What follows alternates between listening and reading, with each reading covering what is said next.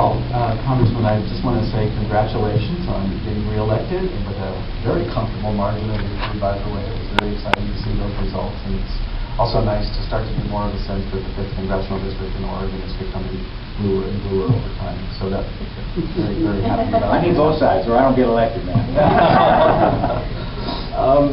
I think the question I'm going to try to focus on, there were several that were running through my mind as possibilities. It's maybe asking you to elaborate a little bit on whatever you're able to see from your vantage point in Washington, D.C. with the fairly recent release of that result, or that report on the various root causes of the financial crisis that we're in right now. Certainly a number of different sources and possible culprits have been identified, and we realize that there were multiple aspects of the financial system that play a big role in this. But there clearly is a branch of the folks in that system who really basically turned it all into a big gigantic casino. And look at the ramifications not only in this country but around the globe in terms of some things that were going on not all that many years ago that just brought the whole thing crashing down. And certainly Bernie Madoff has been identified as one person who's clearly going to be going to prison for this, and efforts are underway to reclaim some of the funds that his company lost from his investors. But what are you seeing, what are you hearing, what are you desiring to see as far as something much larger, much more comprehensive, much broader in scope to try to go after righting some of those wrongs and bringing more people to justice? Well, it's a good question. To some extent, the horse is out of the barn, but we tried, Sam, a couple different times in the last Congress to get legislation through that would make the bonuses more in line with actually getting good results. If you're losing money for the American taxpayer or the bank or whoever it is, you shouldn't be getting a good bonus. I'm sorry, that's just not the way I run my company. You do well, I'm fine with giving you a bonus. We tried to get several of those bills through, and they just died over on the Senate side. The Senate was not trying to take them up. I'm not sure I have a great plan B, or plan C actually, two other proposals going forward there. But at the very least, think, well, let's fix it so we don't repeat the past. I mean, right now I'm a little concerned. There's this, 2.5 years ago when I ran for this office to start with, everyone, even the constitutional candidate in my election, was for some regulation on the financial industry to make sure that we don't have this crazy meltdown where we think that everything's going to be great and we'll just let everything self-regulate. It didn't work. It all collapsed dramatically. I mean, you just think for it's like denying, the Holocaust. I mean, it happened. This happened in, September and October of 2008. We had a huge, huge meltdown, the worst in my lifetime, hopefully. And so you cannot have making loans they knew they shouldn't make, brokers making loans that just didn't make sense, when you look at it through the crystal ball light of day. Does it feel to you like there's going to be a re-beefing up of the regulations? There is, actually. The rules are in the process of being written on the Commodity Futures Trading Commission side. I deal with that in the Ag Committee. On the Security Exchange Commission, that's going to be on the Financial Committee side. One nice thing is they're actually talking to one another, so the rules will be a little more consistent, which means it will be easier to enforce and, frankly, easier to follow. So we don't make it difficult for people we're trying to protect end users. Small farmers, small timber operators are not our target. Small utilities are not our target. They've got some exemptions. We've got to make sure that language is appropriate so they get the exemption. And we deal with the big financial boys and girls that are out there.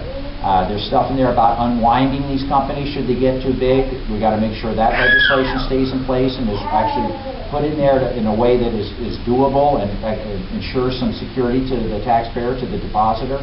There's some firewalls now, not great firewalls. I would have had it stronger between the depository banks and the investment banks, but that's actually in play.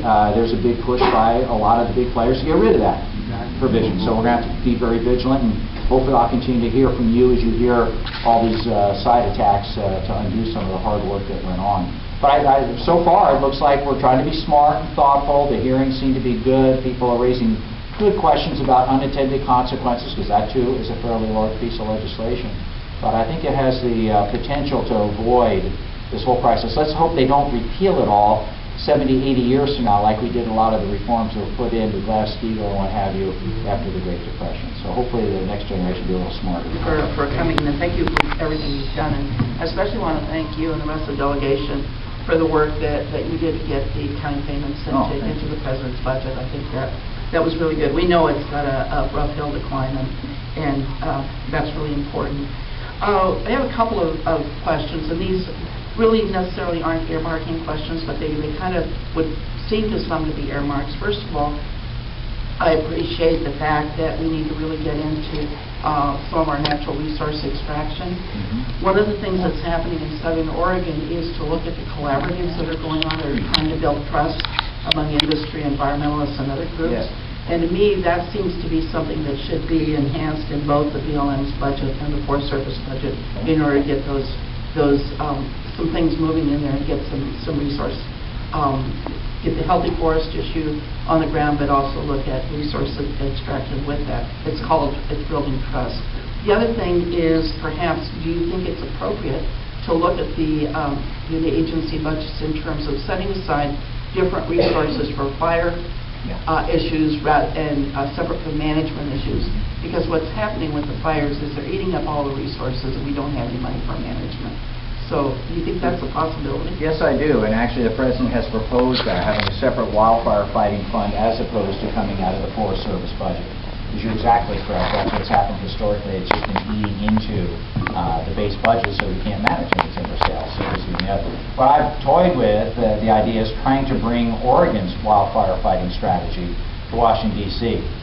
Because we're very effective. It's extremely low cost. We actually partner with private insurance in this whole thing.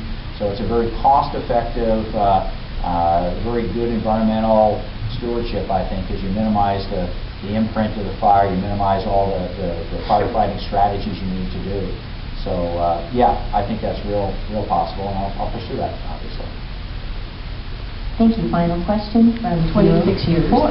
Working in the business here in Corvallis, who, as most people know, was a business that hit 6,000 employees and is now down probably somewhere between 1,500 and 2,100 people. The last 6 years I was there, I served on the executive staff of Worldwide Inkjet Manufacturing. And I can tell you for a fact that the reason that Hewlett-Packard outsourced all of those jobs was because as little as a 0.5% difference in corporate tax rates between countries or excise taxes or any kind of taxes would cause Hewlett-Packard to move entire businesses to a completely different part of the world. That has made me not a fan of corporate taxes on profit and much more biased towards corporate taxes based on revenue. So my question is, you mentioned, so I'm big on Made in USA, and you mentioned that your committee was looking at different tax proposals that might encourage that. Does your committee have enough contacts to understand just how profit tax sensitive corporations are? And have you considered a tax on revenue that gives 100% rebate on the employer-paid portion of Social Security taxes so that revenue is effectively not taxed if the jobs are in this country? Interesting strategy. We haven't looked at that, to be honest. That's something that maybe make sure you check in with my staff before we leave so that we can put that into the hopper and take a look. Interesting, your comments, direct personal experience with the price sensitivity or job sensitivity to some of the taxing issues. Sort of got that impression in the last Congress and talking to a lot of the companies that came in and presented to the delegation as well as to some of the committees that I serve on. So there's got to be a smarter way to go about it. Many companies escape paying a lot of taxes given the way the tax structure is, and Clackamas County Vet Clinic pays a whole bunch because I'm not smart enough or don't have the army of accounts to get out of that. So yeah, the system's all buggered up, and we need to clean house quite a little bit. And I'll put that idea into the hopper. Thanks, Jim. We have time for one more question. Sure. 025. Okay. I think the two who brought up the war in Afghanistan, your answer I agree with. It's great. I mean, we've got to stop blowing this $100 billion a year on the. If we ever succeeded in taking over the country, you wouldn't know what to do with it anyway. So that's a good point. But when I'm listening to the fellow from the forestry, Now, my father was a professor of evolution for the University of California. He wrote many books on the subject, quite a well-known person. And of course, he and I hiked and camped and went in the woods many times. He knows the natural systems very well. And one day he said to me, "Bob, all this fuss about the spotted owl, it's nonsense." He said, and I'm thinking, yeah, and all this fuss about this other owl that's taking over for the turn of the spotted owl is nonsense too. You know, he was a member of Sierra Club. I'm a member of Sierra Club, but I thought you might be interested to know that. Well, thank you. Well, hopefully we can find a way through that. One of the things that maybe you all don't know, and I'm getting up to speed on, is there's been a sort of a new proposal that the Secretary of Ag and Secretary of Interior are floating about how to manage our forests and our natural resources, and it actually front loads the whole process. So unfortunately the front part might take a little longer, but it also says you don't have standing if you don't get your grievances, your concerns up front. So then, you know, you don't get blindsided at the back end either. And that has a little cachet, at least with me, and it'd be interesting to see if we can do it in a smart way. And I just don't, to our general conversation, I don't see why there can't be a situation in this great country where we're no longer exporting all our logs overseas, importing them from Canada, when we have the most abundant renewable natural resource here. And I got to think, you know, we can all work together on this. Just kind of got to relax a little bit, work it out. Maybe Oregon will be a place where we can start, because we obviously are doing, frankly, in my opinion, a lot better job than many parts of the country in trying to work out problems together, not separately. Thank you guys very much for coming. Appreciate it. We'll get some more questions.